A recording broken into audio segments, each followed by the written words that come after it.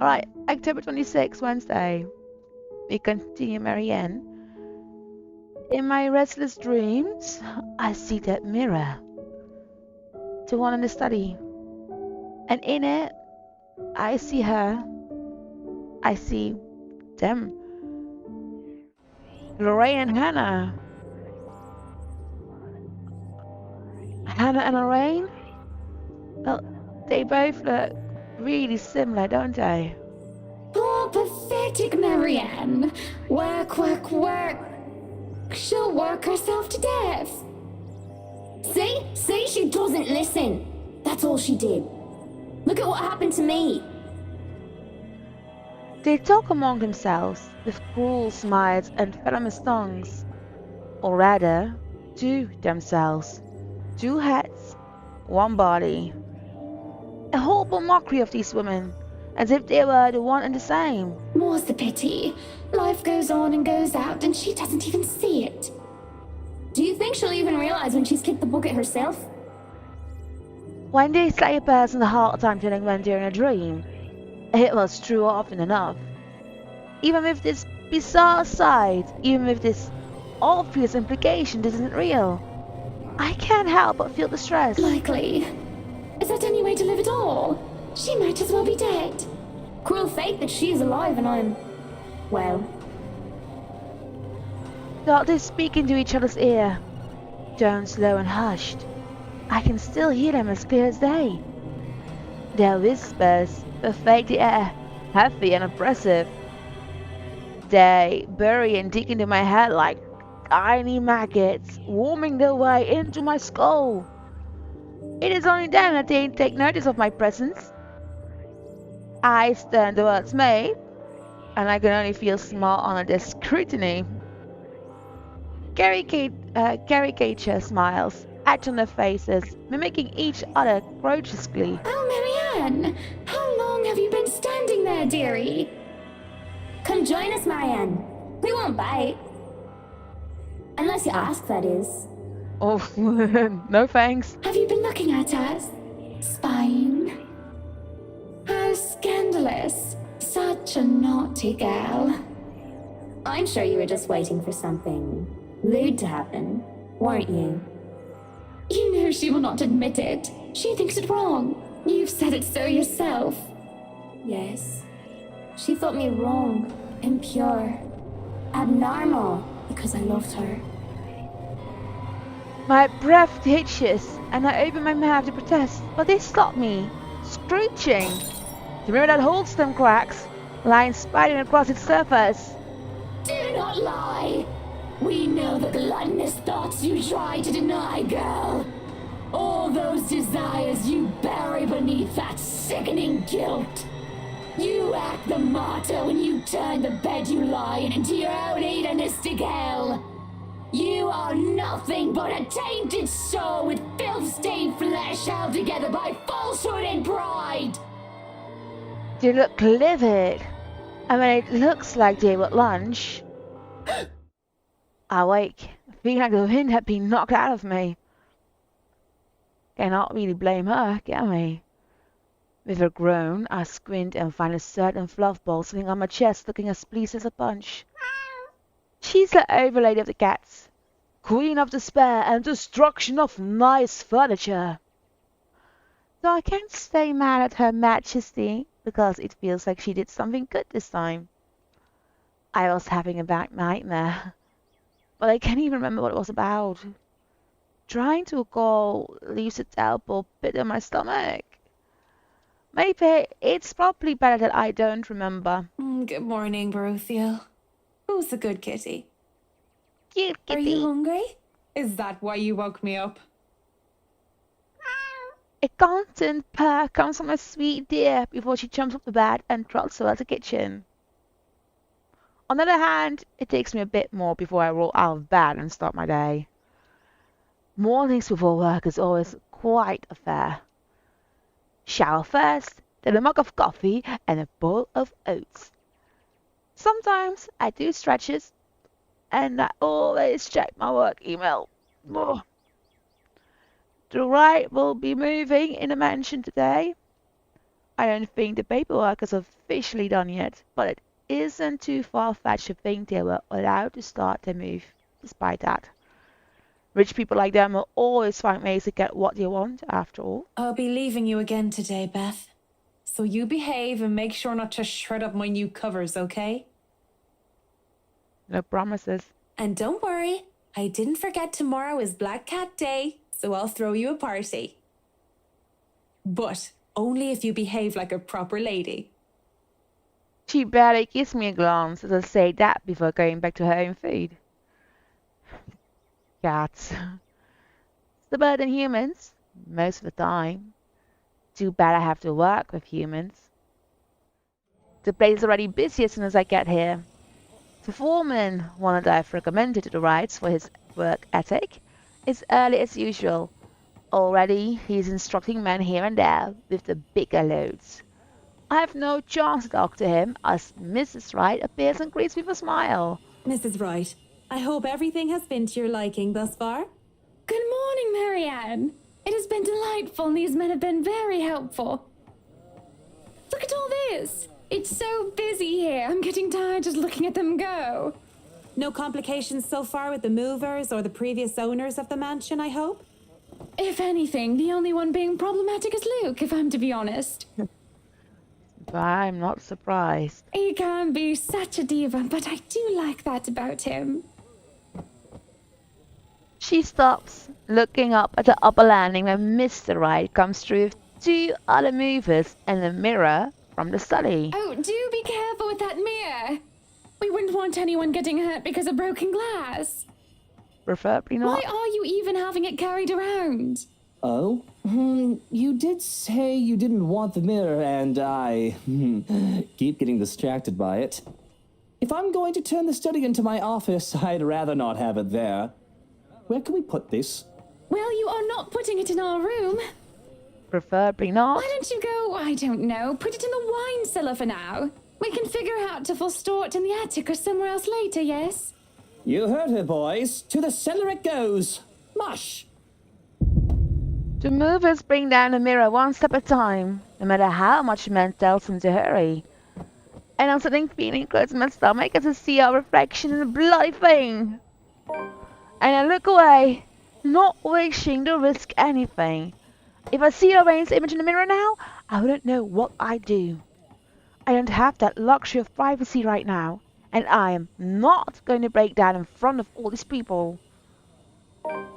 Mrs. Wright only shakes her head and laughs at her husband's antics as they take the mirror out of here. He's back at it again soon enough, pointing the man here and there. I'd say he's the man with a plan, but it sort of interferes with the layout and design that we've agreed upon before. I'm about to point it out, but It's better you let him realize his mistakes on his own, rather than tell him of them. That way you do not get blamed for his actions. It is more fun, too, to tell him, how does they say it? I told you so, once he slips up. Been working with him long enough to know that, huh?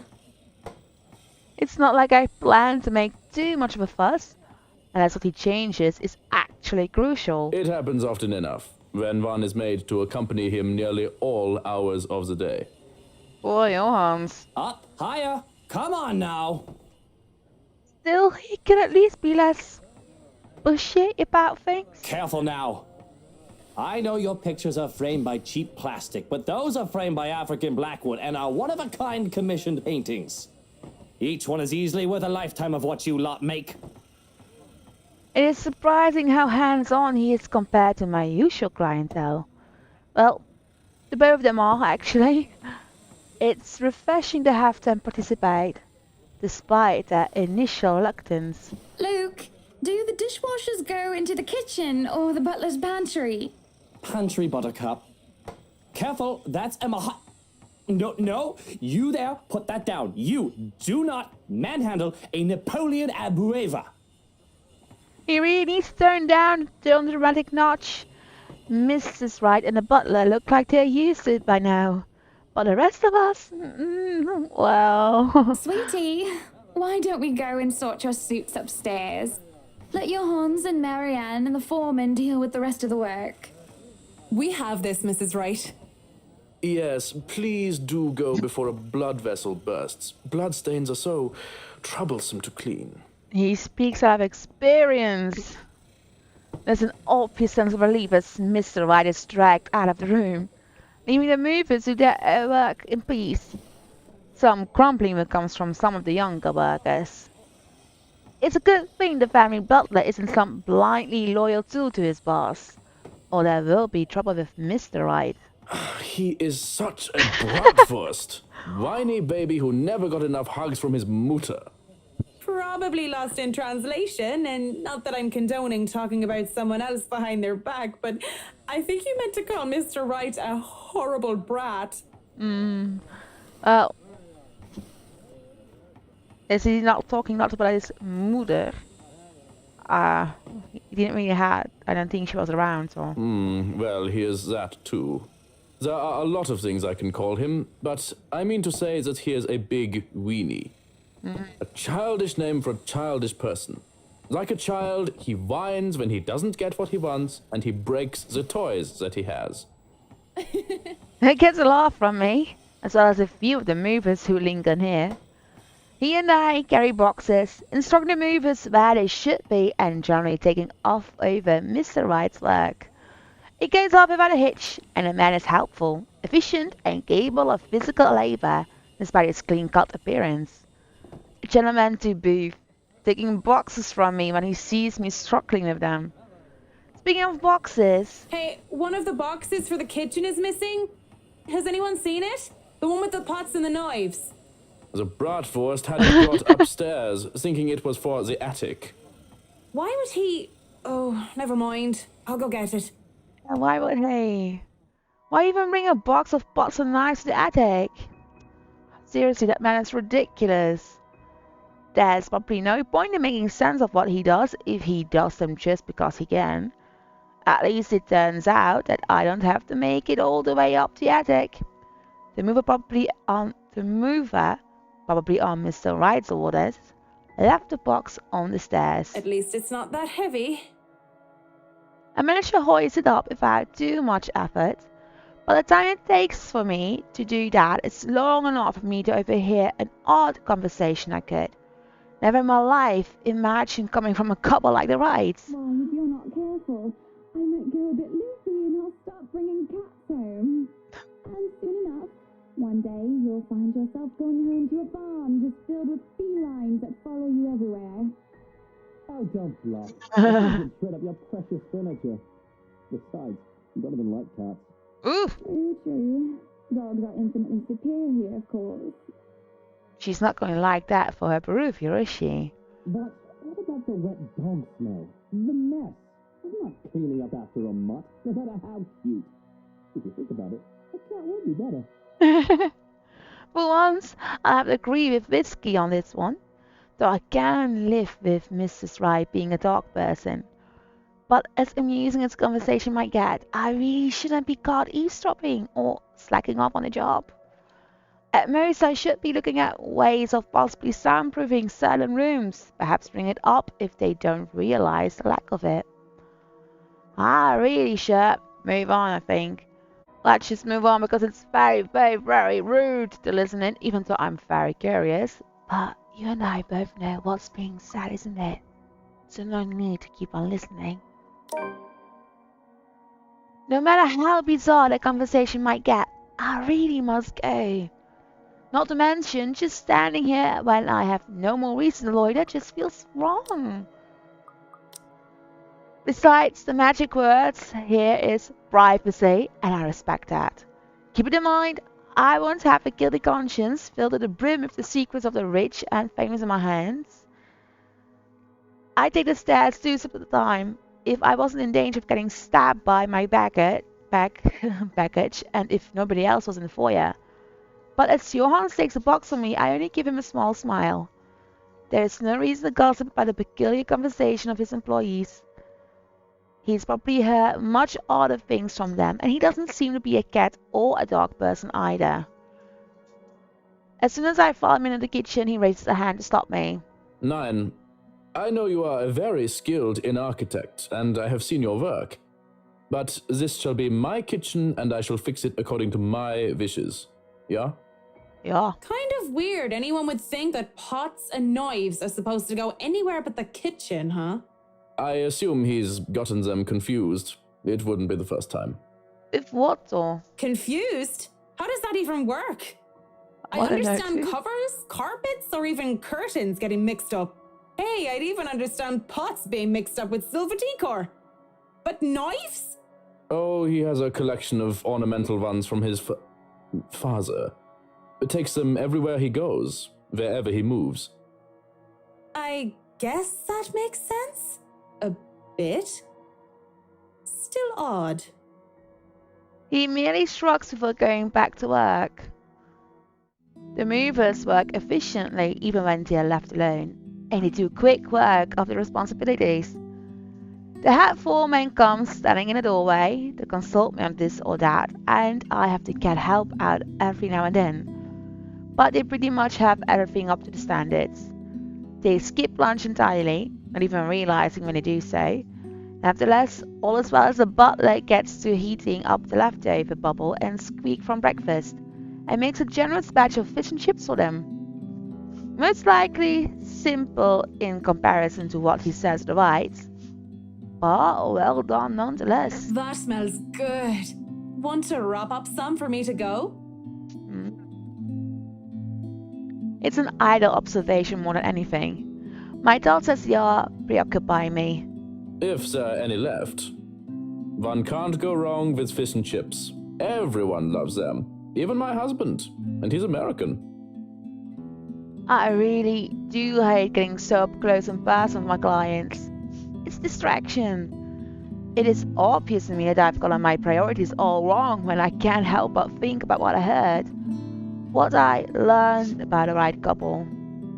These things have a way of creeping up on a person. Thoughts, ideas, whatever they are fact or fiction. They creep up and fester, go right in a way that twists. I heard giggling, delighted and mocking. They creep up and the sensation of fingers ghosting brief on my arm caused me to freeze and hiss. Don't! I half expect her to be there. Whoa, no need to scream bloody murder. Sorry. It's just me. Quiet down before you break glass. But it's just risky. Don't do that again. Ever. I don't like being scared. I don't believe in the likes of spooks. Being startled is not on top of the list of things Marianne liked. Lucky for him, I have nothing within reach, or he would have gone on friendly terms with something, like a rolling pin. What was with that reaction? Were you really scared? Has Johann's been telling you ghost stories? He just loves to scare people. Isn't that right, Brother Gurium? The butler's expression is unreadable. I hardly see any emotion on his face to begin with since I start working for the Wrights. Aside from vague amusement, there must have been something there at all, judging from Mr. Wright's own content look. The expression on Mr. Wright's face is almost cruel. But neither of them spoke, even as Johannes leaves the room to serve the workers their late lunch. So, now that we're alone, Marianne, what are you so jumpy for? I was just thinking about all the urban legends the movers have been telling me about this place. Don't tell me you believe in that tosh. They're nothing but tales made up to scare children. Timmy, Billy, don't you dare go up to that big mansion and get in trouble there. The ghosts are going to get you. That's a boring way to look at it, but that's usually what it is anyway, no? Like I said, I was just thinking. It would be a relief, actually, if those rumors of this place being haunted is true. That just means I'm not going bonkers. Hearing, let alone seeing, a dead person isn't exactly the symptoms of a healthy mind. Sure, it means there would be such things such as ghouls and goblins, but at least I'd be sane. On the other hand, there would actually be a dead girl walking around. If you could excuse the inane question, Mr. Wright, you haven't noticed anything weird here? A simple enough question on the surface, yet I noticed the man stiffen as the question leaves my mouth. I wouldn't have noticed it if I wasn't watching his reaction intently, but in his eyes I see something dangerous. That depends on your definition of the word weird. Are we still on the topic of this place being haunted? Because no, things have not started to fly around and we have yet to require an exorcism. I don't think my head would like to do the whole 180-degree turn thing. Well, maybe that, but no strange people? Aside from my usually weird butler and all the weird men traipsing around touching my things? No, not really. Why do you ask? Have you noticed anyone strange while you were here? Because you must report it to Johans and he'll have security handle it.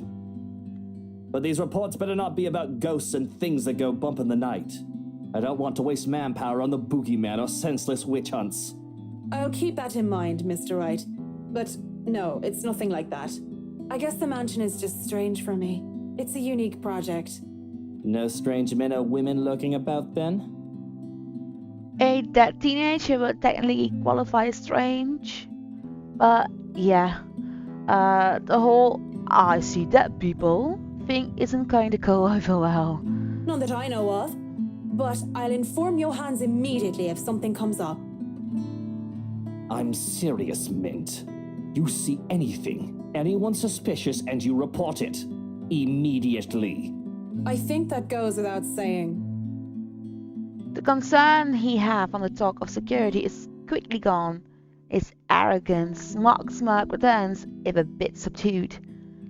Whatever smarmy remark or innuendo he has at the ready effort comes to, as voices from the dining hall ring out. So, is this a full-time job for you then? Nah, I just freelance mostly, for magazines, newspapers, and events. So you can't really call it a full-time job. It's fun and it puts food on the table, but it's not what I really want to do. At least not all the time. That would be the magazine photographer, I presume? Oh dear Zachary. As always, Mrs. Wright talks in such a kind and cheery fashion, no matter who she's talking with. It certainly puts people at ease around her. It sounds like it's working on the photographers too. Hearing them, though, seems to put Mr. Wright in a sour mood. At least if his small skull is anything to go by. Is he jealous? Hey, are you alright there, Whiskey? You're looking like you need a serious drink. What is it that you want to do then? Films. Documentaries mostly. But cinematography is a lot more difficult than photography, right? I was working on this thing, actually. I'm fine. Just a bit winded from all that moving about. It's been a long day. And the day's not over yet. So if you can excuse the bluntness, you either shape up to help or ship out back to your room and let us do the rest of the work. He hesitates, eyes locked firmly on the door that led to the dining hall. Even now we can still hear as Mrs. Wright and the photographer chit-chatting between shots. It's not my place to say this, but she really does seem to care a lot about you, you know? There's no need to remind me of that. A strange smile appears on his face before he shuts his eyes and sighs. Tell the workers that you're all dismissed early. That's nice and all, Whiskey, but we really shouldn't just take off. Delays aren't a good thing when it comes to big projects like these. The sooner we tackle certain issues, the better. And I trust you can take care of these issues another day. Don't make me ask again, Mint. Just tell the others they can go home early, and to not worry, they'll still get paid the remaining hours. I don't know what prompted this. With the air he's putting on, so I know better than the medal and plot further. Besides... Fine, you're the boss. Walking out of the kitchen, I just accept the fact that whatever he says will go well under his roof. Mrs. Wright and the photographer are still far too busy in conversation to notice me, even as I make my way through the dining hall. Besides, I did not want to ruin their fun. Well, it wasn't really a big thing. People didn't like blue foncé very much. People don't like a film about colors.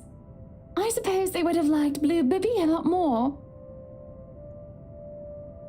Going to the foyer has me stumble upon the family butler once more, who raised a brow at my presence. And where are you off to in a hurry, Miss McCulloch? The foreman is looking for you. The Bratwurst wants us off the clock. He's dismissing us early because of... Oh, I don't know. He just wants us out of here. I'll go and call a cab for you then. It would be for the best that you leave when he asks you to. I didn't doubt it. My ride back to the city doesn't take too long to get there.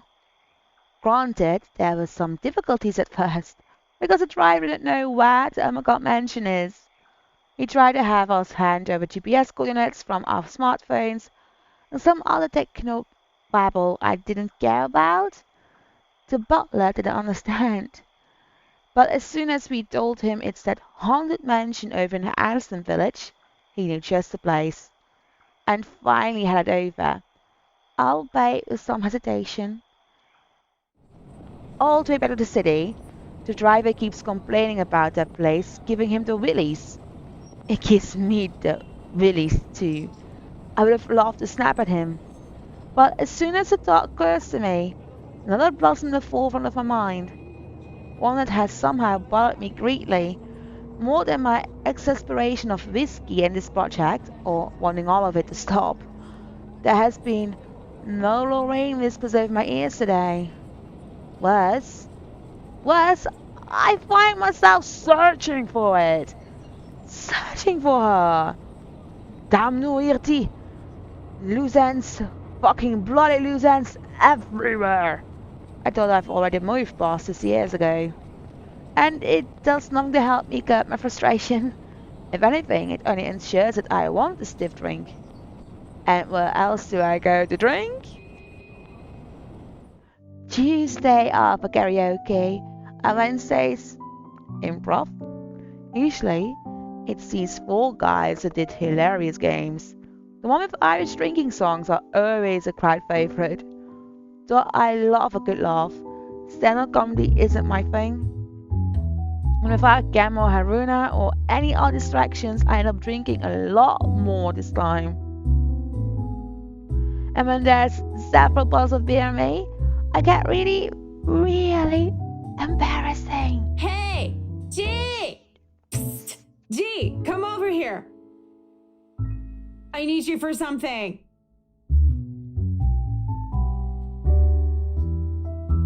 It's a good thing that the bartender is a nice fella. I probably have been kicked out of other places by now, or worse. If push comes to shove, all he will do is give me an easy smile and a shake of his head, even when he's attending to other customers. Just like now. Give me a moment, will ya? I gotta go check on her. He's some Asian guy, and I'm pretty sure I've seen him here before a couple of times, although he never talks to anyone else except G. The girls used to be all over him too, but he always stood them down. I'll be here. You go do that before she falls over. Ah. All right. What is it? Do you need someone to help you get home? Bartender, pour the wine. I think that's enough alcohol for you, little missy. I'm cutting you off. Oh, wine comes from the back of my throat. He pulls my bottle away. I have no hope of getting them back once they've behind the counter. Even in my drunken mind, I don't dare hop over it for them. Because what little sense I have left knows I'd sooner take a floor dive than succeed in wresting a bottle from a sableman. But that doesn't stop me from trying to reach out with my arms like a stupid idiot anyway. He smiles and shakes his head, just like I know he would, before going back to the other guy. Right now, where were we? How you holding up, boy? With no drink and no one to really chat with, I would have gone home or gone to sleep on the bar right down then. But I'm not ready to stand up and try to track back home just yet. Same old, same old. I'm still on the Luxbourne firm case. Those blokes they talk about being in dark suits, whisking people into the night or some shit and all that. Didn't the media call it some ridiculous name in the morning news? What is it this time? Wait, don't answer that. They've called it a lot of things. As long as people don't start running around claiming they're the Illuminati. So, what have you got for me this time, G? Anything good? Slow down there. You haven't even told me what sort of deal and dosh we got. Who are you looking into this time? Their talk would have interested me. Would have kept me my attention if I gave it them. But in my current state, I can barely give 2 fucks about the things going on around me. All these words are just buzzing, barely surfacing on the sea of sounds that is in the pub. And it would have stayed that way, perhaps even drowned, if I didn't hear his name. Luke Wright. You know the guy. And don't pretend like you don't, G. It takes a special kind of ignorant not to know who he is. That smug blonde who likes throwing round his money. He was just here a few days ago, as a matter of fact. Great tipper, if you think him just dumping a wad of cash on the counter after having too much whiskey counts as tipping. Why are you asking? He dirty? You have no idea, G. He's probably the worst sort you can imagine. Luke, fucking right. Fucking whiskey. Even without him around, I'm still hearing about the guy. What absolute F. Despite this, I find myself getting up and sauntering over to join them before I pipe up. Is this smack talk about Luke fucking Wright I'm hearing, eh? Private conversation here, lady. There's only amusement on G's face. The Asian guy? He starts to look ticked off as hell. Don't worry, Oops. Holmes, she's clean. And she might be able to help you with your, predicament. Course. A drunk's just stumbled through here with what I need. Get real, G. But it's the truth. No offense, lady, but you're smashed. I know, right? Nothing beats being drunk after a hard day's work. Especially when you're working for Mr. Luke Wright. So, she works for the guy? Doesn't that make her, I don't know, suspect? See, have a little faith in me, why don't ya? I don't have much, and you might as well have something to go off. You're the one who was so desperate to come running to me for business. Yoo-hoo! Still right here, fellas. 5 feet 11. Can't miss me. Unlike Shorty over here. What's with that mad look? You want to dance, boy? You don't look like you can bust a groove. Maybe a leg, but with that fancy coat of yours. He's so drunk. To add insult to injury, I moved direct behind him and used the top of his head as an armrest. Rude. But when he shakes me off, I plop into the seat right next to him. Don't try me. You can hardly stay on your feet. We don't want to ruin your fancy coat, do we? Ah, children, the both of you. But you're still standing after all that, are you? Matt, you see this giantess? She's a legendary regular here. Been drinking like there's no tomorrow. I'm a bit jealous. Can't do that anymore or my liver will give out on me. Good with the mic, too. Don't see you much recently, but I guess you're always busy, aren't you? You're some fancy designer or something, if I remember correctly. Wait, I know you. You were at the open house for the mansion. Ding ding ding ding ding. Yeah, that's right. Marianne I'm a famous interior designer extraordinaire. Ooh, that rhymes. Anyway, you guys were talking about that weenie Luke Wright, right? Or something. Can't really talk about it. I don't even know if I can trust you, even if G said you're clean. But anything would be of help. Well, I don't gossip about my clients, if that's all there is to this. You wanted to gossip about him a few minutes ago, Marianne. And that was the beer talking, not Marianne. You won't mind if we ask the beer a few questions then? Maybe. Depends on who's asking and what they're asking. But seriously, that guy is abso-fucking-lutely frustrating. One moment, he's an absolute dickhead. And then he's acting like an actual decent human being the next. I just can't figure him out. I can't imagine how that pretty wife of his can put up with him. If I were her, I'd dump his flat arse straight up. And I'm not just saying that because I think Hannah's pretty or anything. Luke is a catch too. They both are. But I really cannot, for the love of all things holy, see how they even work out together. So, Luke Wright, have you noticed anything strange about him while you were working with him? Anything peculiar? Of note? You're the one being peachy right about now, Holmes. But nah, nothing that comes to mind off the top of my head. He's just like most rich, smarmy arseholes and then some. A giggle bubbles up and I press my cheek against the cool countertop with my eyes shut tight, just because. Eventually, cracking one eye open, just in case they thought I fell asleep, I grin at Holmes. So, Holmes, I'm guessing you're some private detective or something. Is it Hannah? Did she pay you to look if he's been cheating or some such? Hannah's the wife, right? What about her? How is she? How is she or how is she? Well and good.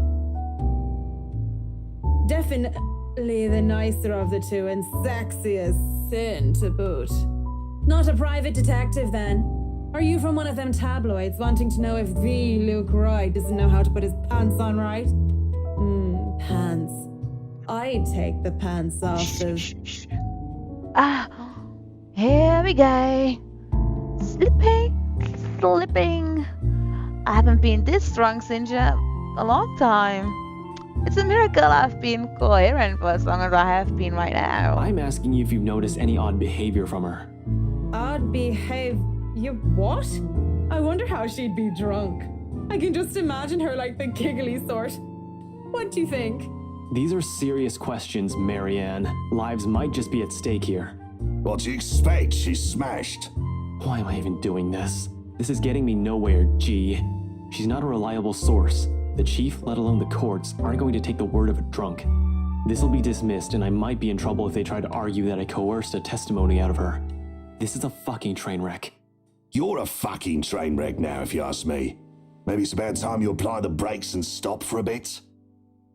The wave of despair that comes over the both of them is palatable. If feeling has had taste, it'll be bitter than the beer I am full of. And it gets me thinking. Well, thinking doesn't get me far with too much shite in my system. You know that's not an option. Thanks for being patient, McCullough. Good luck with your work on that mansion. Speaking of that mansion, there's something going on in that place. Something. As day! No wonder Mr. Wright likes it so much. It's as fishy as he is. Rotten bloke. Maybe that Santos girl is really onto something, eh? Suspicious shite, I'm telling ya. Explains why she's so reluctant. What do you mean that Santos girl is onto something? Before I get another word out, there's a hands on my shoulders and everything starts to spin. I quickly slap his hand away the best I can and I sent him the foulest look I can muster. Take your hands off me, pipsqueak. I'm not a lady who's shaken or stirred unless you want me upchucking on your pretty hair. But it's just like I said. Are you sure you aren't brain damaged or deaf? Santos girl from BRC showed us this creepy letter. You know, just like those spam stuff you get in your emails. And we thought it was some joke or that the girl was just a bit too green to handle a big sale like that. You should have seen the look on their faces when they saw it. Whiskey, that's Luke fucking right, you get me, and the missus didn't look too happy either. I should have taken a picture and posted it everywhere. When rich snobs give you that face, no wonder the Santos girl went all mental on us. Working with them does that, you know? I think I'm about to. I'm not mental yet, am I? Anyway, just like I said, in that man... Hey, you okay? Holmes? You're looking a bit shaky yourself there. He really is pale. Paler than before, at least. I can see the gears setting in his head in overtime. Suddenly, he shoves a gun in my hand. Luxbourne Police Department. I need his name, Ashton Frey, and his number. But he has second thoughts as he grabs it from me and slips it in my pocket. You're cute, pretty boy. But I prefer blondies. Well, you're not exactly my type either, lady. But listen to me. If something comes up, don't do anything rash. If you think you're in danger or if you see anything suspicious, call me and the authorities as soon as possible. You understand me? That's 99... I know what the damn emergency number is. Right, 999. Good. Anyway, I have to run. See you, G. The guy is quick on his feet, already up and at him, as soon as the numbers leave his lips. Watching him as he maneuvers through the crowd of other pop-goers is enough to tire me out. Fast as he can, he's out the door and throws us a smile. That's all we get before he's gone. Just like that. Oi, what about your drink, boy? I'll go put it on your tab then. Holmes boy always like that, G? Pretty much. But what about you? I suppose I'll put your drinks on your tab too. Don't want you to spill your wallets when you look like you're close to spilling yourself. Yeah, and if it's fine by you, I think I'll go take a bit of a cat nap here. Go right ahead. I'll wake you when I close up shop. Oh dear. Mumbling his sleepy thanks, I doze off on the spot, face pressed on a counter. Already I dread the pain I'll have for sleeping in such a position. But when you gotta go, you gotta go. There they are again. Oh, Marianne! How long have you been standing there, dearie? Come join us, Marianne. We won't bite. Unless you ask, that is. Not that I can get much sleep to begin with.